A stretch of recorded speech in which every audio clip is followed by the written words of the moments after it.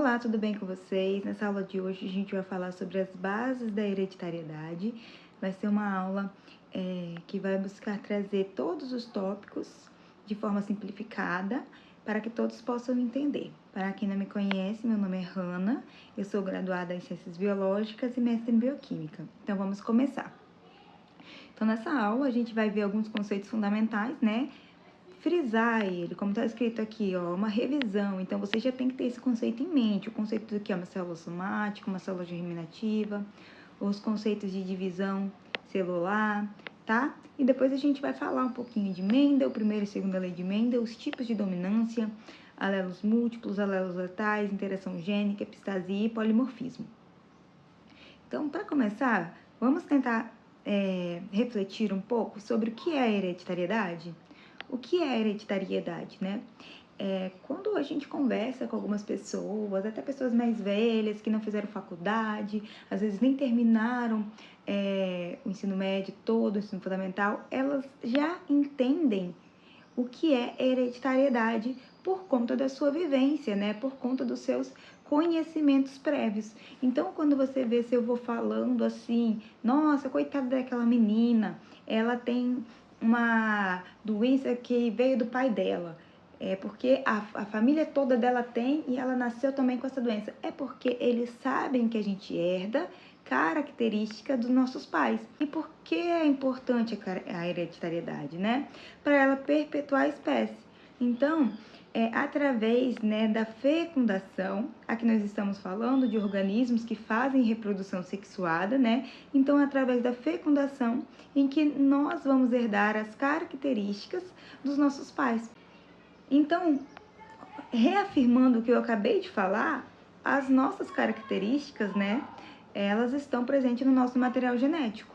E o nosso material genético, tanto o DNA quanto o RNA, eles são extremamente importantes. O DNA, quando a célula vai se dividir, ele passa por um processo que é um processo de empacotamento, de envelopamento, onde a molécula de DNA ela vai ser enrolada em proteínas chamadas histonas, formando o que a gente chama de colar de contas. E a partir desse processo de empacotamento, nós vamos formar uma estrutura que nós conhecemos como cromossomo. E cada indivíduo eucarionte em que realiza, né, a reprodução sexuada e possui uma célula diploide, ele vai herdar um cromossomo, naturalmente, né, ele vai herdar um cromossomo do seu lado paterno e um cromossomo do seu lado materno. Aqui nessa imagem que eu estou circulando, nós estamos vendo o cariótipo de um ser humano com 46 cromossomos. Tá vendo que esses cromossomos, eles se organizam em pares? Então, a gente tem do par 1 até o par 23. Então, o primeiro par de cromossomo, eu herdei um da minha mãe e um do meu pai. No segundo par de cromossomo, eu herdei um da minha mãe e um do meu pai. No terceiro par de cromossomo, eu herdei um da minha mãe e um do meu pai. E assim a gente vai até o 23º cromossomo, ok?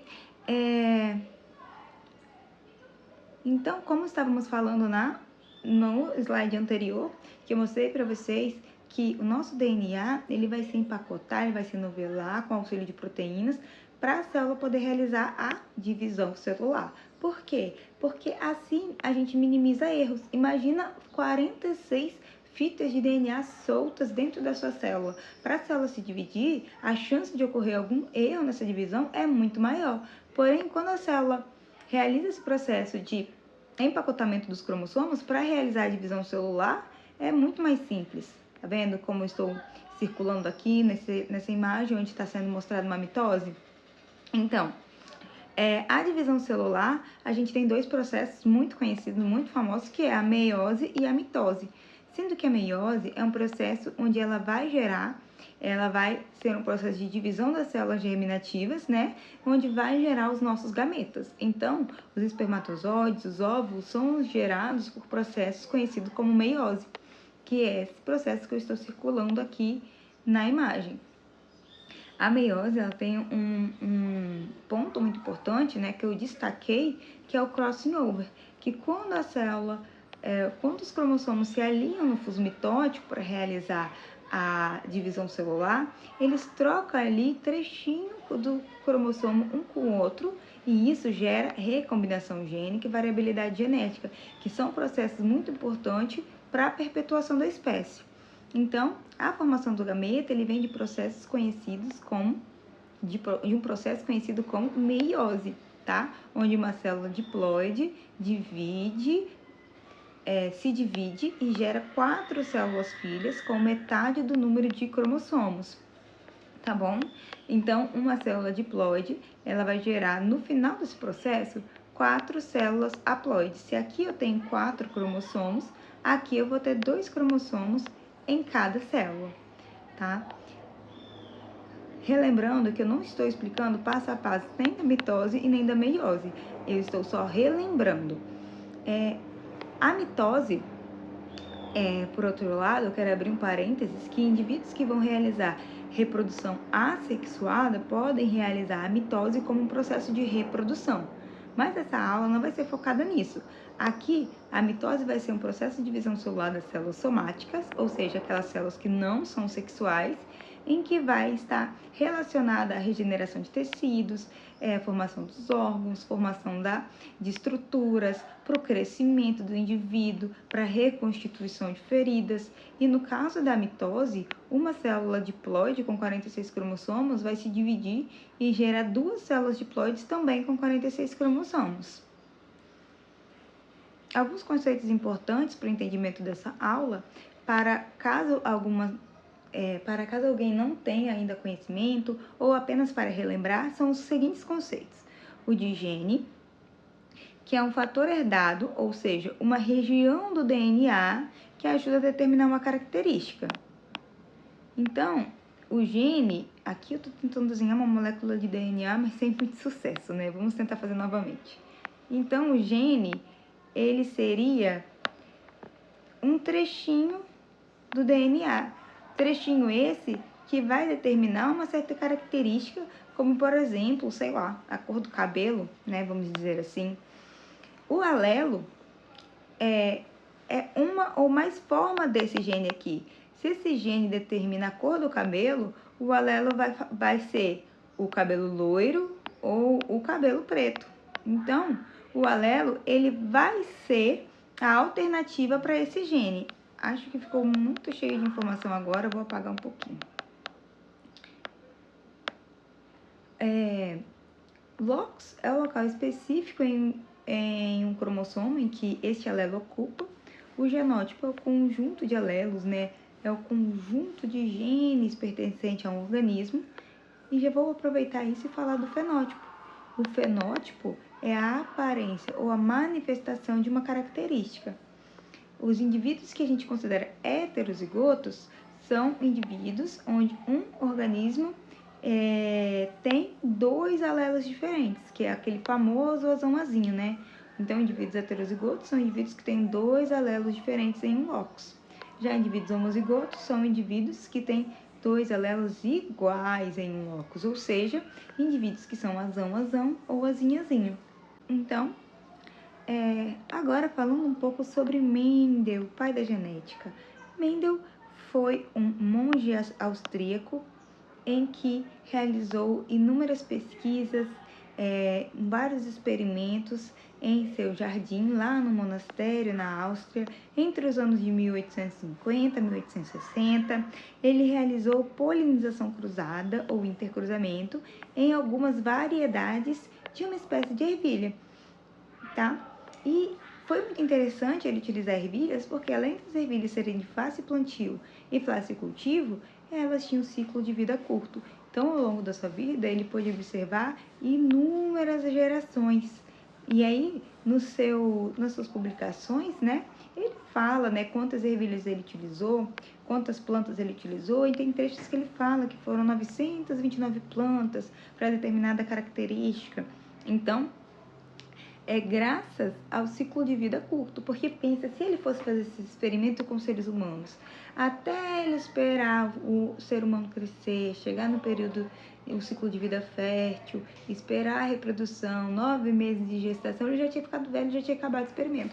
E ele não tinha observado uma geração ainda. Então, as ervilhas serem de fácil plantio, fácil cultivo e de ciclo de vida curto foi extremamente importante.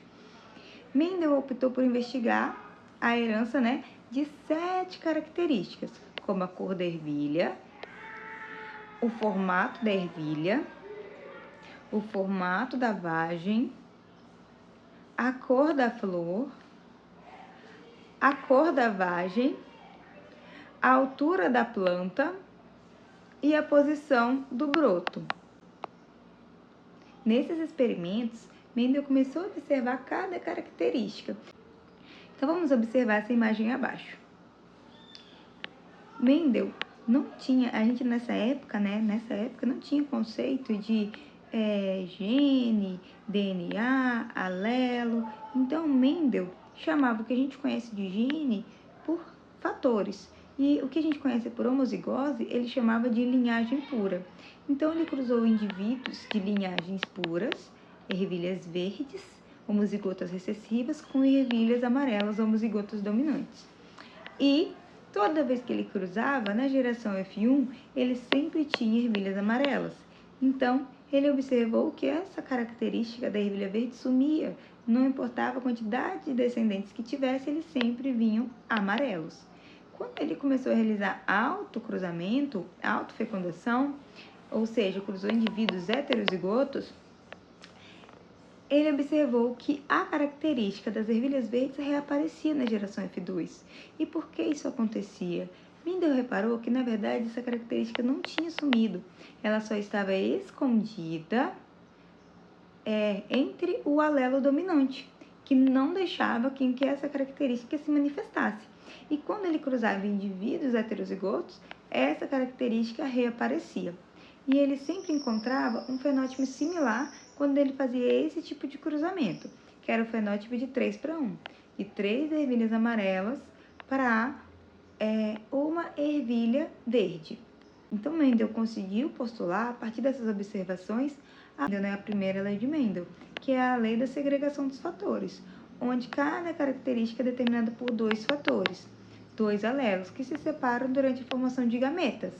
Então, quando a gente viu lá no início, que os alelos eles se localizam em pares, um par que se herdou da sua mãe e um par que se herdou do seu pai. E quando os gametas vão ser formados, esses alelos vão se segregar, vão se separar e você vai receber um deles.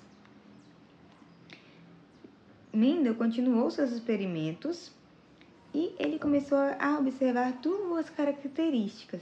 Então, quando ele cruzava linhagens puras e observava as 2 características, como ervilhas amarelas lisas e ervilhas verdes rugosas, ele observava a mesma coisa na geração F1, que certas características não apareciam. Mas ao realizar a geração F2 com um autocruzamento, aqui na geração F1, cruzando heterozigotos, ele observou que ele tinha um padrão diferente, onde ele tinha tanto ervilhas amarelas lisas, como também ervilhas amarelas rugosas, como ervilhas verdes lisas e ervilhas verdes rugosas. E isso só poderia acontecer se esses fatores, ou seja, esses genes, se segregassem independente um do outro. O gene da cor e o gene da textura se segregassem independente um do outro. Pois como era possível ele ter ervilhas amarelas lisas e ervilhas amarelas rugosas? Isso só era possível já que os alelos se segregam independentemente. E assim ele postulou a segunda lei de Mendel, onde revelam o princípio da segregação independente. Mendel fez vários experimentos de híbridos e ele sempre observou, na segunda geração, uma proporção fenotípica de 9:3:3:1. Observe esse exemplo abaixo, onde a segunda lei de Mendel é válida e onde a segunda lei de Mendel não é válida. Aqui nós temos 2 pares de cromossomos, onde tem um alelo que determina certa característica e outro alelo, outros dois alelos que determinam outra característica. Quando for formado os gametas, esse conjunto de cromossomos vai se separar independentemente desse conjunto de cromossomos. Então, essas características elas vão se segregar independentemente. Diferentemente daqui, onde esses dois alelos, os dois genes para certa característica, eles estão no mesmo cromossomo. Então, quando o cromossomo se segregar, o Azão sempre vai estar com o Bzão e o Azinho sempre vai estar com o Bzinho, certo? Então, neste caso, a segunda lei de Mendel ela não se aplica. Aqui nós temos um resumo sobre a primeira e segunda lei de Mendel. Então, na primeira lei de Mendel, a gente viu que cada organismo individual tem dois alelos que codificam um traço. E os alelos se separam quando os gametas são formados. Isso acontece lá na anáfase 1 da meiose. Para você compreender um pouco melhor sobre o processo das fases da meiose, você precisa revisar antes como que a meiose acontece. Além disso, os alelos eles se separam em proporções iguais. Já na segunda lei de Mendel, que é a segregação independente, os alelos em locais diferentes se separam de forma independente. E isso também acontece na anáfase 1.